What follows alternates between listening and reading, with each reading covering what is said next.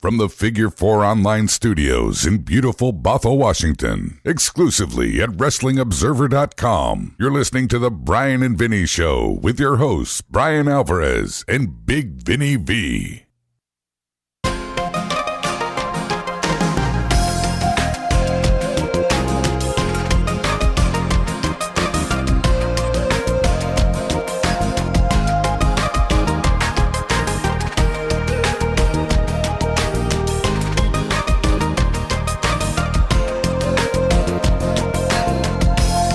All right, it is the Bryan Vinny Show, October 7, 2018, figure4online.com/wrestlingobserver.com. It is Sunday, and so therefore it's NWA World Championship Wrestling. A couple of weeks ago, we did the Clash of the Champions. Last week, as I recall. It's 2 weeks ago, because we had a pay-per-view last week. Right. Yeah. Last week. Don't start this. Don't steal my gimmick, Vinny. 2 weeks ago, we watched this fucking I'm trying to be on your side. It was 2 weeks ago, though. Not last week. Fine. 2 weeks ago. Because the point is, there was a WWE pay-per-view last week. Right? Sunday? There was. Yeah, so we reviewed that. And then there was another fucking show Saturday. Yeah. And then there's another one in 2 weeks. It's Evolution show. Right. This is too much. It's getting in the way of my NWA World Championship Wrestling. I see. So anyway, that is that's the lineup here for today. And before we even start talking about any of this, what are you wearing, first off? I'm wearing a thick flannel shirt because I forgot it's 97 degrees in here. So why are you wearing a thick flannel shirt? I could take it off. Well, you had it off. Yeah. And then you put it on for the show. Underneath all I have is a white t-shirt, and this looks nicer. I see. You've criticized me before for looking like a slob. Well, on video. But now you look like it's 80 below. You're going to be sweating all over the place. Producer Rob is over here in... Well, I'm going to get to him next. Fear not. What the fuck are you wearing, Rob? Well, Brian, I'm glad you asked. He comes in here dressed like Khabib. I'm sweating. I'm taking the shirt off. I knew it. As you may or may not be aware of or even care, I happen to be a fan of the Cleveland Browns football team. And today, we won our second game of the year. Second game of the year. Second game of the year. Second game of the past 2 years. Well, thank you. That exceeds our win total for the last 2 years combined. So, being that I was wearing my Browns gear, as you can see, yes. For the game today, being a superstitious man by nature, I thought I would wear it to the show tonight. Can you go sit in Vinny's chair for a second so everyone can see this fucking outfit? I told Granny there'd be less swearing on this show, but once she sees this, she'll be swearing. Do you need me to... And drinking. Oh, yeah, here on the well, I mean, he can do that. Yeah. I mean, ideally he'd have done that before he went over there. In theory. Yeah, look at this. Look at this outfit. You've got the hat on, and whatever that is around your neck. Is that just a scarf? Just a scarf, yeah. Yeah. Brown scarf. Look at this. Mate... Well, you're talking to Craig's mic, Vinny. We can hear you over there. I just want to congratulate Rob for having the major taste of having a Josh Cribbs jersey. Oh, is that what that is? That is awesome. Wow. Just to give you an idea of how bad the Browns have been since they came back to the league in 1999, Brian. Josh Cribbs is probably one of their three, maybe top three best players that they've had since they came back. Josh Cribbs is a kick returner. Yeah. Was a kick returner. I don't know what any of this means, but... It means the Browns suck. Also a kick coverage guy and a Wildcat quarterback and wide receiver. Yes. He was a football player, man. He was, but primarily he was a kick returner. All right, you can return over there now, Rob. I'll send you back to your other chair. Now Vinny's in his gigantic white t-shirt here, which looks fine. What's wrong with that? There's nothing wrong with it. It doesn't have a stain on it. There's no obvious stain on it, no obvious holes. It doesn't have beer all over it or something like that. Ketchup, blood. 4 sizes too tight. Yeah. Well, I should put my headphones back on. Yeah, that might be a good idea. I mean, you don't need them for the show. No one's going to be on the show, but it's just the way we do things around here. It feels weird without him. It does feel weird without him. We're all professionals here. That's right. All right. Is everyone ready now? Have we all got our stories out? I believe so. We're ready. Okay. Well, there you go, everyone. NWA Rob didn't even know he was going to be on the show. He just walked in wearing that stuff. I got to ask you more questions here, Rob, before we get going. Why? I'm not a sports fan. Right. Why are people fans of loser teams? Well, Brian. Is that not a fair question, Vinny? No, it's You know what I'm saying? Brian does not understand the concept of loyalty. No, he does not. Are you from Cleveland? I am from Cleveland. Okay, so there's at least that. Yes, I was born But you're and not raised there in now. Cleveland. No, I'm not. Okay. But like, as a general rule, I mean, I spent the majority of my childhood and adult years, rooting for the Browns. So once I left Cleveland, it has just become an ingrained thing in my life, and you stuck with it. Till the bitter end. Stuck with them despite all of the bullshit and misery that they have put me through over the last 20 plus years. Vinny, is there any hope for the Browns? Like, is Rob ever going to get that big payoff, or is he like a WWE fan to the core by supporting the Cleveland Browns? Define big payoff. Like, they'll ever win something of any value? Well, sure, they could be. I mean, 2 games a year, Vinny. Hello. That's not like... They have a real shot at being a playoff team this year. Okay. Are they ever going to be in the Super Bowl? That's a longer shot. Okay. Although if they can beat Kansas City, there's only one team better. There's only one good team in the AFC this year, really. That's true. Theoretically, the Browns could be theoretically 5-0 right now had they had a couple bad breaks. Just a couple. Well, excuse me. So they had a couple of bad breaks. So Yes. Theoretically, if they didn't lose, they would have won. Theoretically. Exactly right. That's a Browns fan. That is. I understand them now. To be fair, that's most sports fans. If we hadn't lost, yes, we would have won. Right. That is how most fans view their favorite teams. Okay, I got it. One last comment on this. Yes, Vinny. I've been to Cleveland one time in my life. It was the middle of February. We went to the Rock and Roll Hall of Fame, which is on the shores of Lake Erie, and when we turned the corner around the building, and the blast of wind came off the lake. It's as cold as I have ever been in my life. Wow. You look dressed for that weather. Yeah, that was the other thing. You wore that shit here to this studio. You know how hot this fucking place is? Yes, I do. I had to disrobe just now. Oh, my God. You're going to start seeing his hats flying over there and everything like that? All right. I got one other thing I got to say. This is for all of you that ever come to visit Seattle. I got a tip for everybody. So, I become addicted to the donuts at QFC. You ever had the donuts at QFC? Top Pot Donuts. Good stuff. They're the fucking best. So, I've had to cut down because the Marco Stunt match is coming. So, I limit myself to 2 of them a week. On Thursday and on Saturday. So, this Saturday, I had to pick the baby up after the Whale Scout deal at Grandma's house, who lives in Redmond. So on the way there, I decided, you know what? I'm all by myself today. I'm going to eat at the Mongolian Grill. I haven't done this in a long time. Got a baby. She doesn't like to sit still. She doesn't eat the Mongolian Grill. I would imagine not. I'm all by myself. I'm going to go to the grill. So I went to the Mongolian Grill. I ate my ass off. And on the way out, I managed to look across the street, and you know what I saw? Top Pot Donuts. Mm-hmm. The actual donut shop. Not QFC, which serves Top Pot Donuts. Correct. I saw the actual Top Pot Donuts.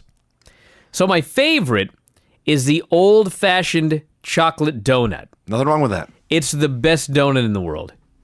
So I go over there, and I say, I'll have an old-fashioned chocolate donut. And do you know what she said to me? 4 out of old-fashioned chocolate donuts. No, she said, that'll be $2.51.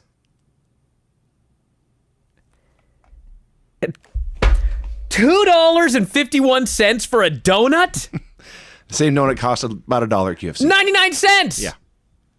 I was astounded. And you know what? It's trust me, I've had this donut many times. It's the exact same donut. Sure. It's not like there's a little more chocolate. It's not like there's a little more dough. It's the exact same donut that I can get for 99 cents 2 minutes from my house. Or I can travel my ass down to Juanita and pay $2.51 for the same donut. 150% more. What? Like, I can't believe I'm saying this, but I'll never go there again. It's ridiculous. I'll just get all my donuts at QFC. It's just the weirdest thing. I couldn't even understand it. That makes sense to me. They're like driving people away from their establishment by stocking these in all of the QFCs for 99 cents a donut. Yes, Rob? Rob's giving me the nod again. Well, see, the thing is, at QFC, you only get a slight selection of the overall variety that Top Pot offers. For instance, it's the same donut. Yes, but for instance, you like the old-fashioned donuts. I, too, like the old-fashioned donuts. However, Top Pot has a salted caramel old-fashioned donut. Okay. Which is amazing. Okay. And you can't get that at QFC. Rob, you don't understand, Rob. Listen to me. If I go to the Ben & Jerry's store, okay, they have mint chocolate chunk ice cream. Okay? Yes. They do not sell that in the grocery stores. You can't buy it in the store. Okay. You can only buy it at the Ben & Jerry's, like the actual brick and mortar store. Sure. So if they charge me $10 a scoop, I'd pay it. But it's the same donut. That's ridiculous. This would be like if you could get the ice cream at the store for $2 a pint, but then they charge you $10 at the actual Ben & Jerry's store. What extra am I getting for that $10? I had to pay more money to go that far. This is bad business. I'm shutting you down after that. Rob trying to defend Top Pot for their ridiculous business practices. But they do have the best donuts. Tremendous donuts. I just wanted to end with that. All right, I got it all out of my system. I think we're ready to go now. Are we 15 minutes in, I believe? Well, we had no potpourri today. So the potpourri was everybody's outfit and Top Pot donuts. You actually are the most reserved outfit here. You're wearing a Rey Mysterio t-shirt and a headband. Well, I was going to wear my Whale Scout hat, but we don't want to publicize them yet. Shipping and everything like that is difficult, so I put my bandana on. Okay. NWA World Championship Wrestling, April 2nd, 1988. Are you sick? A little bit. Yeah, I sound a little funny. April 2nd, 1988, the Clash of the Champions Aftermath show. The Fallout show. You sound like you're dead. I sound like I just smoked about a pack. Yeah, like there's very little life left in your body. I feel mostly fine. I might cough a little bit. So you're over it. Yeah, it's a little throat tickle. Was all. Okay. Yeah, but yes, I acknowledge I sound like a different human being today. Should sing some blues. Yeah. Okay. Show opened with a clip of Dusty Rhodes' heinous baseball bat attack from last week on Tully Blanchard. One thing about these NWA shows, they are very good at moving on. They build the shows, they do the big shows, and then it's on to the next show. And they just... What's happening to the buttons? Just trying to help you a little bit. I see. Trying to get the gravel out of my voice. I think that might help a little. Go ahead. So J.J. Dillon joins the announcers. Says the NWA has been holding meetings all week to determine how to handle the Dusty Rhodes situation, but he is upset. Nobody has agreed to meet him one-on-one to hear him out. He promises something harsh will happen to Dusty, and he'll be back later in the show to show the video again. Yeah, did you watch UFC? I heard there was a to-do. Jesus Christ. Can you imagine this is yet another one? The irony. Oh, the coincidence? That we just happen to be on the week, the day after this UFC, where JJ's out here saying people are trying to bend over backwards for Dusty Rhodes. The NWA can't close their eyes to this. They've got to do something about this man. There must be awfully harsh punishments befalling the American dream, Dusty Rhodes. It's like, didn't I just rant about this for 30 fucking minutes on the show last night with Conor and Khabib? And now here's J.J. Dillon cutting the promo for me about Dusty Rhodes. Pretty sure what Khabib and his crew did was actually worse than Dusty Rhodes attacking me with a baseball bat. No, not really. They're both bad. Yeah, no one got hurt last night. Well, I guess that's the true. The president of the Jim Crockett Jr. We don't even know what condition he's in. He has not been seen. He was assaulted with a baseball bat. That is true. That's a fact. It's very, very serious. Fantastics versus Alan Martin and Keith Steinborn. They did a bunch of cool double teams. It went longer than it needed to. So they're going for a big double missile drop kick. And the timing was off. And instead of two drop kicks hitting at once, it appeared Fulton saved the guy by drop kicking him out of Tommy Rogers' way. Yeah, they tried to steal a move from Filthy and I. The double chop, but they were going to do a drop kick. Mm-hmm. But the problem they had, and I'm going to explain this to the Fantastics. You understand? Okay. If you're going to both come off the top and hit somebody, you got to come out of opposite corners. You understand what I'm saying? I do. That way, when you're coming out of the opposite corners, when one guy hits, if the guy takes the bump, he goes towards the direction of the other guy coming out of the corner. So even if the timing's a little off. Yeah. These two fucking idiots, the guy's in the middle, and they both came off the corners on the same side of the ring. So one guy hit the guy first, and he goes flying, but he goes flying the opposite direction of where he needs to be. Yes. And so the other guy crashed and burned. This was ridiculous.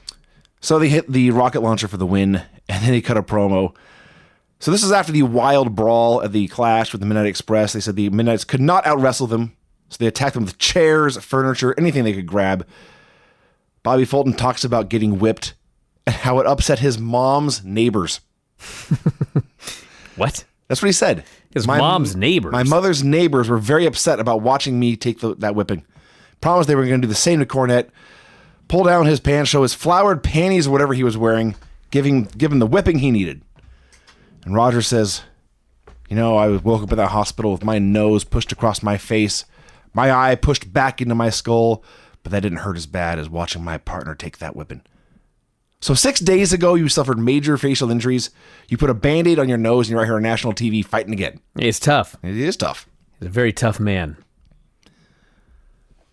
Sting versus Big Bear Khali. All right, I got a serious question for all of the historians out there. Are we certain that Big Bear Khali is not Scott Norton? Like a young, clumsy Scott Norton. Very clumsy. Yeah, he was horrible. He couldn't do anything. He couldn't bump. He couldn't hit the ropes. He couldn't do anything. But he looked like a giant powerhouse. He looked like a wrestler. Looked like Scott Norton. With Scott Norton's hair. Yeah. Now the first... And body. Largely, yeah. The first 20 seconds of this were so horrible, it just about undid everything Flair did in 45 minutes of the Clash, as far as making Sting a star. Fortunately, he is Sting and he recovered. Hit the splash and the scorpion for the win. Then he cut a promo after the break, and he was, by Sting 1988 standards, out of his mind. Yeah. He was on another planet. He was incredible. He's got Flair's number. Going to take him to 45, maybe 60 minutes at the Omni. Talks about the Twin Towers title win, how great that is. Talks about St. Martin, where there's a show coming up. The Island? It could be, I guess. know. Says it's going to be great having St. Martin standing behind him. Satan Martin? Or Satan Martin, whichever. As much as Sting was talking here, I couldn't tell. Says Dusty had handled Tully just as he would have. And he says, woo! And he tells David, I'll talk to you later. This guy who had so much energy and charisma Yes. here, and the fans went so crazy for him, that 1 week ago I said, going into the Flair match, you thought it would be too early for him to be the champion. Mm-hmm. Coming out of the Flair match, you thought, you know what, this man could be the champion at any time. That's how much that match did for him. After this promo, I was like, why didn't they just make him the champion? Like, even for 6 months or 8 months or something like that. Like, what the fuck difference would it make? He was so popular. The people absolutely loved him. Mm-hmm. He could do no wrong. He certainly wasn't horrible. No. I mean, I don't know. He was great here. He was a megastar. Yes. They re-air the finish of the Twin Towers Horseman match from the Clash, and then the Towers hit the studio to celebrate. 6 days later, they've cleaned up and taken a shower, but otherwise it's like they just won the title 5 minutes ago. Lex is doing a lap around the ring, slapping everyone's hands. Barry's talking about how hard it was to beat a team like Tully and Arn. And then Lex comes over to talk. And Sting was a super duper star, but Lex was a superstar here. He was awesome. Says he's gloating. He had proven there was life after the Horseman. Told the Horseman, I told you so. Now the Crockett Cup's coming. Forget who the top seeds are. Barry and I are the World Tag Team Champions. We are the favorites. He says Barry had a heart the size of Lake Michigan, was man enough to forgive him. He's just going nuts. And then Wyndham has to kill the mood. Talk about Dusty and Magnum and how sad that whole situation is. And he finishes and he starts to leave, but Lex has to talk more. And Barry stops and rolls his eyes a few times, like multiple revolutions around the room. And I don't know if that was planned or just a natural reaction to Lex taking the mic one more time, but either way, it is a thing of beauty for where this is going. Luger was so happy. He was so excited. There's life after the Horseman. It was a long time coming. Hate to say I told you so. It was so incredible. This was the most important thing in Lex Luger's life, to win this title with Barry Windham. Mm-hmm. That's what you need if you're going to have championships in pro wrestling. That matter. It's got to be the most important thing in the lives of the people that hold the belts. If it's anything less than that, then you may as well not have belts. And I've never seen Luger so happy. And keep in mind, he was the U.S. champion for a while, but I guess he was a heel. Months. Yeah. Here he is. He's getting mushy. I offered my hand to Barry. He didn't have to take it, but he did. Yeah. I'm so proud and thankful for him being a good friend and a great partner. Now we're champions. This was like the most wonderful promo. Everyone who wins a title should watch this promo.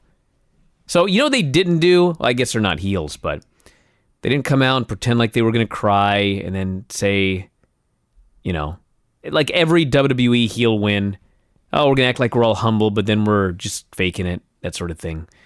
So, I loved it. And we're very happy because winning championships is awesome.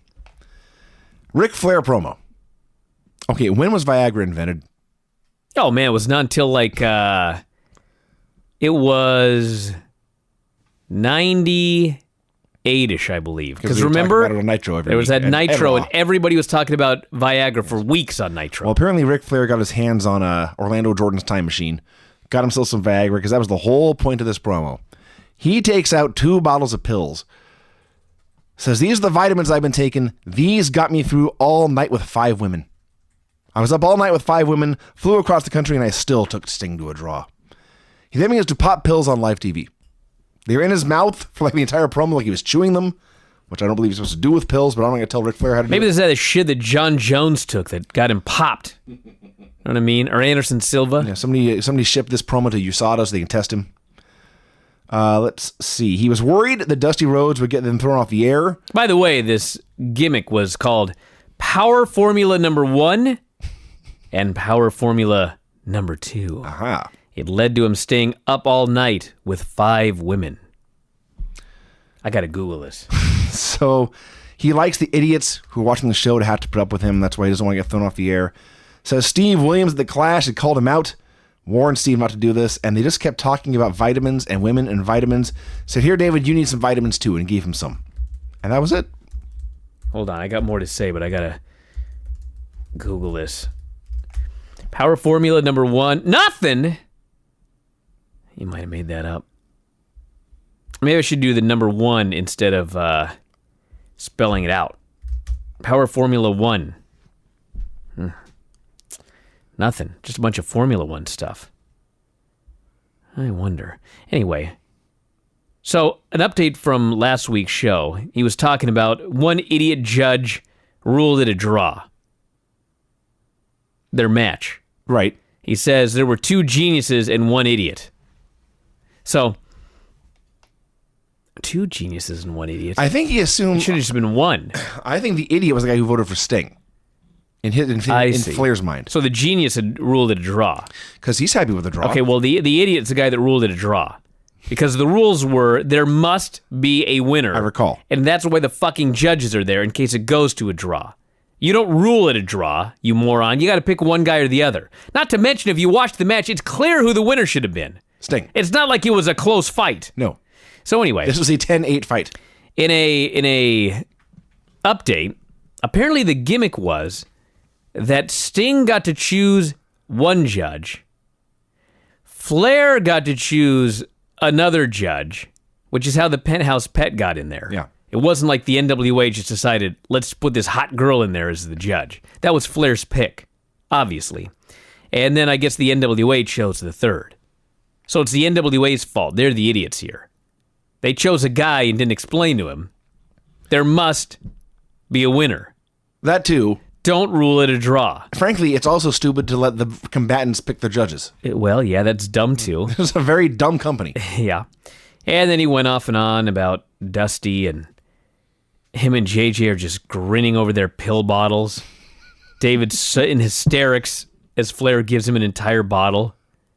This was great. Sheepherders versus Rocky King and Larry Stevens. It was short. The Sheepherders won with the battering ram and the gutbuster. Said the Sheepherders claimed they'd held tag titles in 37 different countries. That was their claim. I'm skeptical. They have been around for quite a while at this point. Yes. Not impossible. No, it is. Okay. So they plugged the Crockett Cup, say they're going to win, send the Crockett Cup back to New Zealand. It's an offensive-minded tournament, JR reminded us. I should ask him what that means next time I'm doing a show. What is an What is an offensive-minded tournament? I frankly, I get offensive. I want to know what the opposite would be. What is a defensive-minded tournament? Maybe if you get a bye. That doesn't make sense either. I don't know. Every tournament's offensive-minded, Vinny. That's how it seems to me, yeah. Yes. Johnny Ace and his Midnight Rocker sunglasses are behind him. And they promise to send the Crockett Cup back to New Zealand and also beat Wyndham and Luger for the tag belts. Being a sheep herder looks like fun. I'll say. Arn Anderson versus Art Pritz. Arn beats him, torches him, wins with a spine buster. A bad one. He didn't even twist with it. No, he just lifted him up and fell on the guy. It's like, that sucked, and then he pinned him. Yeah. So he goes to do a promo, and David Crockett openly taunts Arn. What a jerk. What are you so mad about, Arn? Did you have to lose the tag titles to get mad? What's wrong? Like he's trying to pick a fight Well, with Arn Anderson. That's David Crockett. So Arn says this is not anger, this is intensity. Said a week before he had taken a beautiful woman to Hawaii, trained all week, lied on the beach, thought about how many people would and what they would give to be in his shoes right then. And then he gets home, and the day before the biggest match of his career, his answering machine, he had another word for it, a very dated reference, but so it was loaded with messages from JJ and Tully and all his friends talking about Dusty Rhodes attacking people with a baseball bat on live TV. And what he really hated about all this was all those kids and senior citizens who looked up to Dusty to do the right thing. Like Dusty had let him down. Yeah. It's a terrible thing to do. It is. Can't go after the president of the National Wrestling... Actually, he's not the president of the NWA, but the president of Crockett Promotions or whatever. Yes. Can't hit him with a bat. Really shouldn't. No, that's not right. No. It's a bad role model. He congratulated Luger and Wyndham for being just a little bit better than them for 3 seconds, but said they have been the better team for 365 days. War of the Towers, do not turn your backs on the Four Horsemen. Road Warriors versus Joe Cruz and El Negro. Since there's nothing to talk about in this match, Okay. they announced that the Road Warriors will be on WCW Main Event tomorrow at 5:35 Eastern. So, this show starts at 6:05. Main Event starts at 5:35. And if you remember, on TBS, everything started at 5 minutes past the top and bottom of the hour. Mm-hmm. Anybody know why? I don't. Well, Ted Turner's crazy. Well, there's that. And he created this Turner time. Oh, God. Which is basically, the theory that he had was that it wasn't about when it started. It was about when it ended. So if you watched Mayberry, the Andy Griffith show, and the show went off the air at 4:35, if you were thinking about turning the channel, all the other shows were already 5 minutes in. So you may as well just keep watching TBS. Swear to God. Okay. That was his theory. And so he kept it 6:35 all those years, 8:05, 6:05 Eastern, whole 9 yards. So the Warriors won, as you may have guessed. Who sounded worse, me on this show or Animal through his mask? You. Okay. No, he did. Okay. You sounded better. Yeah. I couldn't understand a word he said. Which is funny because he's done promos in it before. I couldn't understand those either. Well, I guess not. But he tears it off and says, I don't need this anymore. I'm 100%. Thank God. And they promised to win the Crockett Cup. Hawk said, we're seeding ourselves number one. Said nobody wanted to face them in the tournament because they know they wouldn't make it any rounds past them. Which is probably true. Ron Garvin and Gorgeous Jimmy versus Ryan Wagner and Steve Atkinson. Dude, I hope my match with Marco Stunt is half as awesome as his violent beating. They beat the shit out of these two guys. Mostly Ronnie. Oh, it was great. Ronnie is in there with Wagner. Wagner, like many of these jobbers, is skinny fat and not wearing nearly enough clothing. So Ronnie locks him in an abdominal stretch. So he's got his left arm picked over the dude's right arm. He's bending him over, and he looks down at the man's flabby body, and he takes his right hand and just does like a tit claw. He just grabs his boob and squeezes. And I thought at first I was imagining things, or that I had just like been hadn't lasted as long as I did. Then I realized no, there are still red finger marks on the man's boob. Yeah, it's brutal. just a titty twister. Atkinson tags in. He's much skinnier, and so Garvin does this delayed German suplex. It was so awesome. He grabs him around the waist. He just lifts him up, and I don't know if he called it or if Atkinson figured out what to do. But Atkinson almost looks like a baby on his back, just waving his arms with no point and his legs going back and forth. And then Garvin just threw him backwards. There's all sorts of guys that do this spot nowadays, but this was Ronnie Garvin doing it in 1988. Yes. God, it was awesome. Yes. So finally, Jimmy tagged in almost for the first time and just does this amazing brainbuster. We all screamed. And then they did a slow-mo replay that showed it was a worked brainbuster, but still looked awesome. I've mentioned this many times, but if Jimmy Garvin could only work, you know what I mean? Yeah, good. Like, He was okay. He was below average. He did have one of the greatest brainbusters in history of wrestling. I will give him that. Kind of up and down. Some weeks better than others. This was a great one. Yeah, but his work was like, it's all right. Yes. And then later, Al Perez shows up, and I thought, if that fucking guy could talk like Jimmy Garvin, you know what I mean? I'm just amalgamating all these wrestlers, thinking about the millions of dollars, the multi-millions these people could have made. If Jimmy Garvin could just work. He was such a great promo. His promo here. This promo was unbelievably great. This should have been legendary. Yeah. This should be a classic The problem promo. was on a show with Flair and all these other guys that are blow away. This would have been the best promo of the year in 2018. When this show was done, I will skip ahead a little bit. When this show ended, all I could think was the best things on the show were Jimmy Garvin and Kevin Sullivan cutting promos on each other. I had forgotten about Sting and Flair at the time. Now we went back over this. Sting and Flair were great too. Cornette was great too. But Kevin is great later, and Garvin was so awesome here. Garvin says, Ronnie runs his mouth. Ronnie and Sting are apparently a team in the Crockett Cup. What a team that is. Ronnie Garvin and Sting. Yes. Dude. They have the same haircut in common. Sting should just be his own partner. I would be fine with that. He has enough energy for 5 men. Yes. He could be his own Survivor Series team here in 1988. So Jimmy's running down Kevin in the Varsity Club. He says, sometimes you fight for titles. I fight for money, fight for fame. I've won championships. I've held championship gold. I've ridden in jets. I've flown some jets. I've ridden in limos. True, that was his later in life job. And he was a pilot. I've ridden in limousines. I've had the best food. I've had the best wine. I've toured the world. And none of it means nothing.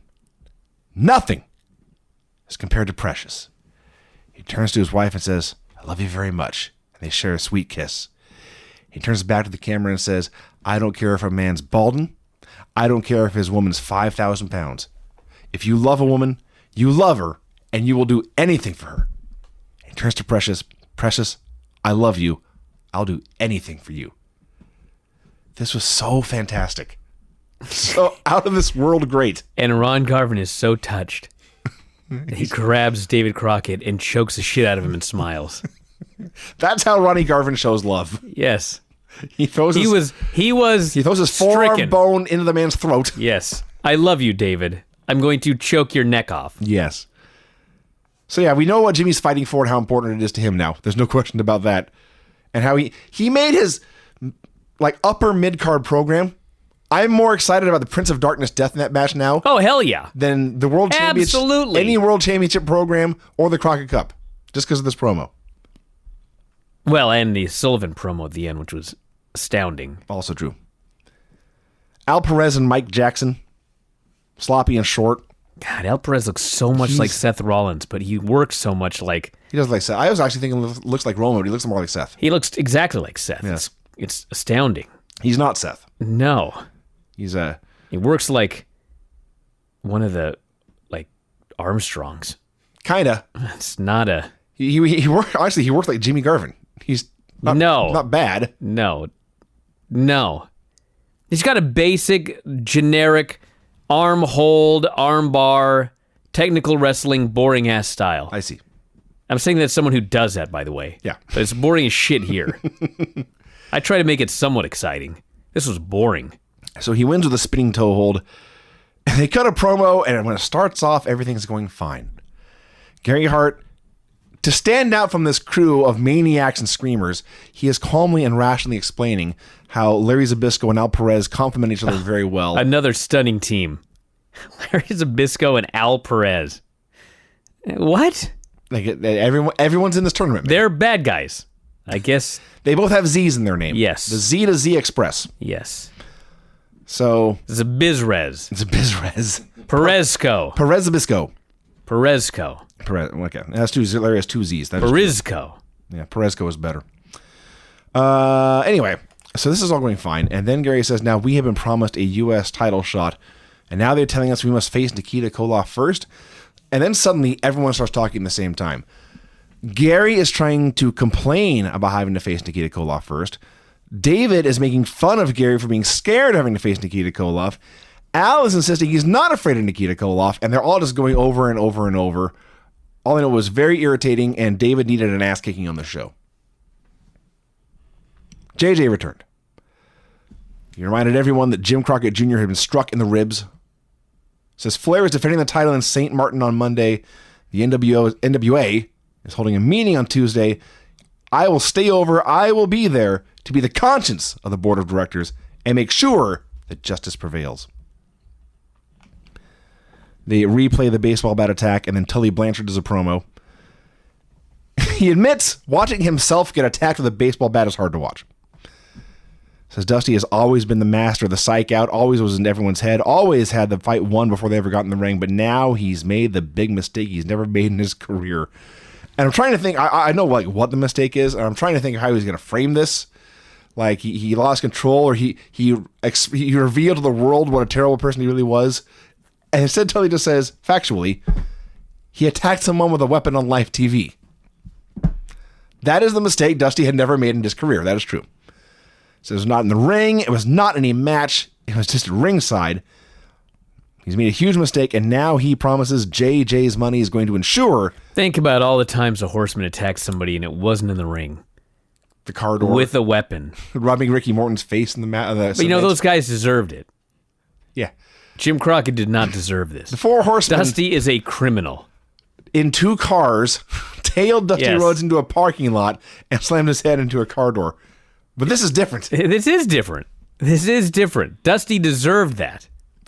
What's their line at the time? This is the only language Dusty understands. Dusty forced us to do this. Yes. Yes. My favorite line is he says, we've been trying to put you out physically for... He actually admits. Yeah. We have been trying to put you out physically for years, but now we're going to do the smart way.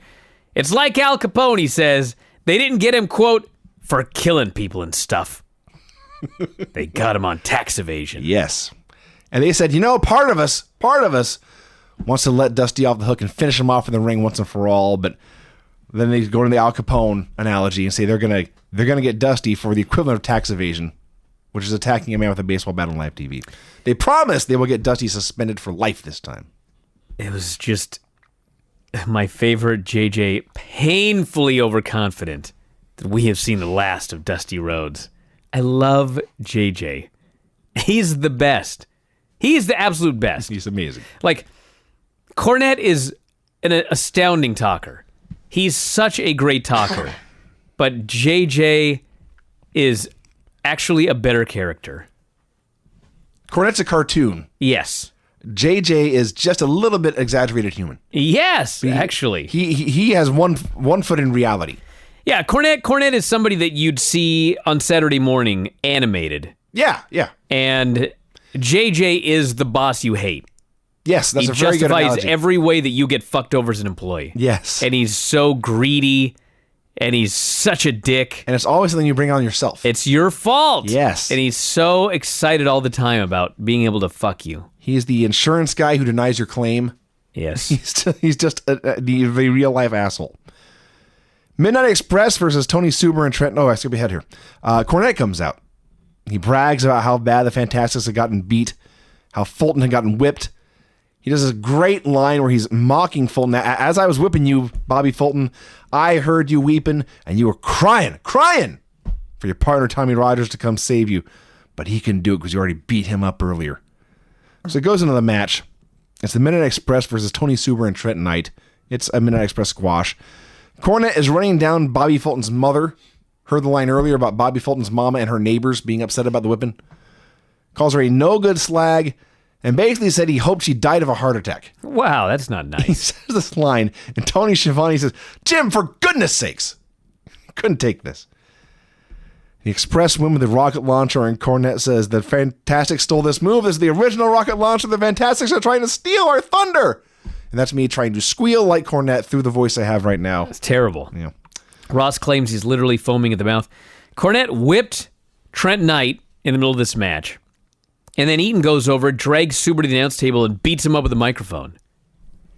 Technically, both are less dangerous than a baseball bat, but that's also assault. It is. Yeah, that's not very nice. Can't do that.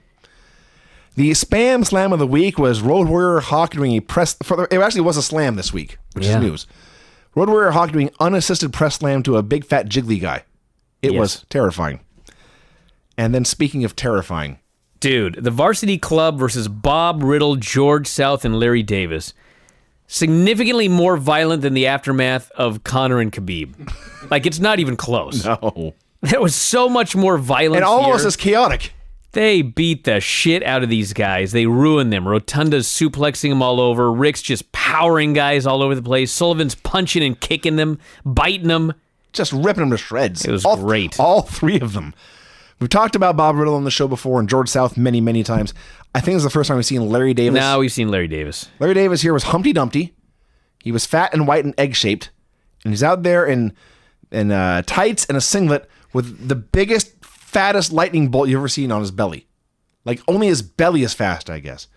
They beat him most severely. And then in the middle of this beating, Rick Steiner says, I'm going to throw this giant egg over my shoulder. And he just deadlifts this guy up, slams him into the turnbuckle, utterly horrifying. And then Rotunda is so eager to show he's horrifying too. He tags in, scurries over, takes the egg, suplexes it back over the butterfly suplex. Now Sullivan wants to turn. He tags in, he's frantic. He hits a foot stomp and pins him with his foot in the chest. Varsity Club were monsters here. Yes. Pure destruction this was, and it was wonderful and glorious, and then it got better. I'm going to do the Sullivan promo, Vinny. And I want you to be Rotundo at the very end. Oh, God. It was awesome. I'm trying to remember exactly what he said. I'll do it if you can't remember. All right. Sullivan comes out and he says, Jimmy Garvin earlier tonight said the Varsity Club could not hurt him because he's in love with somebody. But that woman that he calls precious, her name is Patty. Patty with an I. With an I. She's always been Patty to me. She'll always be Patty. And she was Patty to me before Jimmy was ever gorgeous. She was mine, Rick, before she was yours. Says Garvin said the demon was outside the door. He was going to keep him away. But last week in Greensboro, someone actually took the clothes hanger away from him, put it around his neck. And it was Patty. But as she was killing him, she was choking the life out of him. She looked down and said, I can't do it. Because, he says, once I touch somebody, they're mine forever. Says in this Prince of Darkness match, the demon is laying beside him every night. She was always my Patty. She's not precious, and she will come back someday. And Sullivan leaves, and Steiner leaves, and I want to say Rotunda just shouted something like, He jumps in and he just screams, there's not a tournament we can't win. that was it. It was something off the Crockett Cup. He wasn't listening to a word Sullivan had He said. did not give a shit about the gravity of that promo. No. The history between these two people. Sullivan talking about the one thing that Jimmy Garvin cares about more than anything in the world and vowing to take it away from him. He just wants to win this damn tournament. There's no tournament we can't win. Damn it. So This yes, was so great. Between him and Garvin, this should have been like feud of the year. it really should have been. It's so awesome. They should cancel the Crockett Cup and just focus on this one match. The Prince of Darkness death match on April 22nd. And I believe Greenville, South Carolina, if I have that right. God, it was One of the great. Greens, one of the Carolinas. It was awesome. And the other thing is, I can't help but note the amazing irony. In 1988, Kevin Sullivan doing a program about how he had a woman and she left him for someone else. And now they're feuding. Yep. He's psychic. Yep. He says this happens in wrestling. This happens in real life, he In says. real life, yeah. If only he knew. Yeah. Ivan Koloff versus Curtis Thompson in the main event. Koloff won. It sucked. Because of Thompson, I want to clarify. He was not very good, and Ivan said, fuck this, and he pinned him. So Paul Jones is cutting a promo. You remember the Paul Jones promo just now? So awesome. Paul Jones is the greatest. He's absolutely the greatest bumbling. There's main event managers. Okay, there's J.J. Dillon, who is a main event professional serious manager. Mm-hmm. There's Jim Cornette, who is a comic book villain top manager. Mm-hmm. And there's Paul Jones, who's a bumbling fool. Opening card comedy manager. Opening card numbskull nincompoop manager. Yes. Managing like a bunch of mid-card dorks. But like they give him a little bit of credibility. This fucking promo. He starts out by saying, my men, the powers of pain, they are seated number one. And David Crockett just 5, Paul. They're seated number 5. Paul is stunned that David would say this. This must be a mistake. I must talk to someone. For now, they're number 1. Yeah. I'll look into it, he says. And but for now, they are number 1. He's just decided he has created his own reality. The Powers of Pain are number 1, so just go with it. Yes. Promises to take the Road Warriors out before the Crockett Cup. He says, we beat the Road Warriors. Mm-hmm. That's why we should be number 1. And then, I have no idea why, he alerts us that the Road Warriors are not smart, but they're strong. Well, all right. To emphasize, the fuck does that have to do with anything? To emphasize that they were the strongest men in wrestling until the Powers of Pain came along. I see. So let's then it gets even weirder. He says, the Powers of Pain will win. As long as they keep training with Ivan Koloff, they'll win the Crockett Cup. Yes. They go to Ivan. Ivan starts talking about how his partner is Dick Murdoch. Yeah. In the same tournament. Yes. So he's got another partner, but he's training the Powers of Pain to win the tournament. This is a conflict of interest. It does seem like this should be. Paul Jones is oblivious to. Yes. He's completely oblivious to this. I guess he just figures, worst case scenario, Ivan's going to be in the tournament. It's inevitable. He's not going to win. It's inevitable that my 2 teams will meet in the finals. And then it's 2 of my men against 1 of my men. I guess he assumes. Therefore, the Powers of Pain will win. I guess he assumes Ivan and Dick will do the right thing and lay down. Actually, Dick's one of his men too. Yeah. I don't know what he's thinking. He's that's the opposite of putting all your eggs in one basket. Diversifying. I guess covering his bases. He is diversifying. He's got a backup plan, a plan B. Should something terrible happen to the Powers of Pain? I don't know. I loved this promo. It was awesome. Everything I love about professional wrestling in this promo right here. So yeah, I don't know if there was a great match this week or even a great horrible match, but a lot of great promos. Great promos. Especially Jimmy Garvin and Kevin Sullivan. Yep. So overall, very, very worthwhile. Oh yeah. And with that, we're done for the day. We'll be back on Tuesday. It is Retro Raw and Nitro 19 years ago this week. Russo has not yet started. He's starting the week after. So we'll... Have you watched Raw yet? No. Dude. Is it awful? I miss Russo. Really? It's a terrible show. Well, is it taped? I don't know. Because, like I said last week, I don't know. All I know is he quit on a Sunday. And so they probably had already written the show when he left. And so if they wrote 2 weeks of television, it's possible that 2 bad Russo shows aired after he quit. That would make some sense. So what we need to do is find out how next week's show is. If next week's show is also horrible, it's not Russo's fault. Yeah. If next week's show is better, there's a good chance that he wrote these 2 shows. Yeah. And then he goes to writing the other one. Which, if I recall correctly, because I'm a fair man, Russo's very first Nitro was very, very good. Because if he was very good at doing reset shows. He could always write a good first show. Yes. But then it all went off a cliff. He cannot tell a story. He could not write the second show and any subsequent shows. So at least we know we got a good Nitro coming up.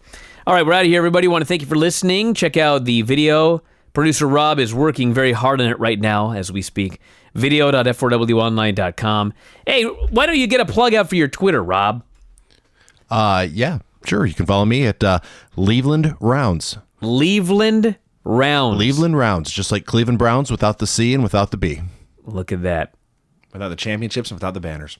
Oh. Screw you, Vinny. It's been a while. All right, there you go, everybody. Check it out. Vinny's, I know you're going to bother with his Twitter. At FO_V where I irritated the hell out of some New York Giants fans today. Oh, man. We're barely trying. Oh, I saw that. Wow, okay. Well, at Brian Alvarez is mine, so check that out. And we're out of here. We'll talk to you again after a while. Adios.